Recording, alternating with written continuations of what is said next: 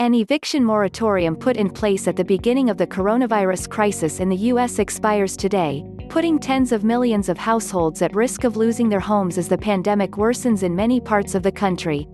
The eviction ban, created by the Coronavirus Aid, Relief, and Economic Security, or CARES, Act, applied to federally assisted properties. A narrower ban, applying to government-backed properties that are in forbearance, is still in effect. Some states and cities have also extended their own moratoriums applying to all renters, though many others have already expired. Almost one-third of households missed their housing payments at the beginning of this month, with renters more likely to miss a payment than homeowners. The most recent survey from the U.S. Census Bureau found that almost 24 million Americans have little or no confidence that they can pay next month's rent. That's one-third of all renters. Under normal circumstances, missing even one payment can be grounds for eviction. And in fact, 19 to 23 million, or 1 in 5, people living in renter households are at risk of eviction by October, according to the COVID-19 Eviction Defense Project, a coalition of economic researchers and legal experts. Housing advocates and many lawmakers have been calling for a uniform, nationwide eviction ban, rent cancellation and other relief measures since the beginning of the crisis.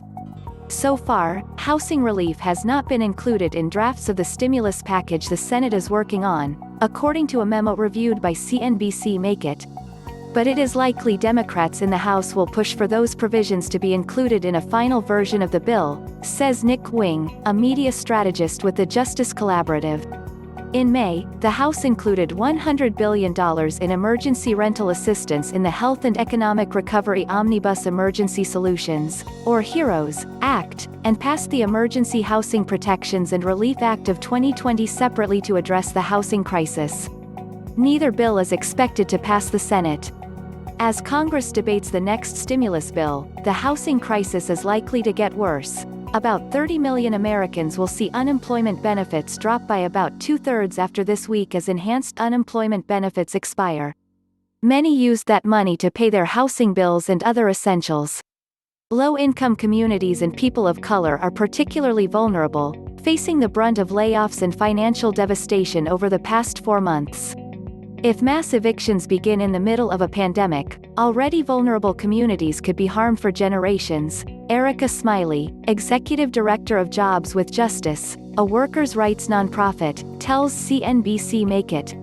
The level of residual problems that this will cause for everyone, in terms of their exposure to sickness, in terms of their anxiety and potential violence, can't be underestimated, says Smiley.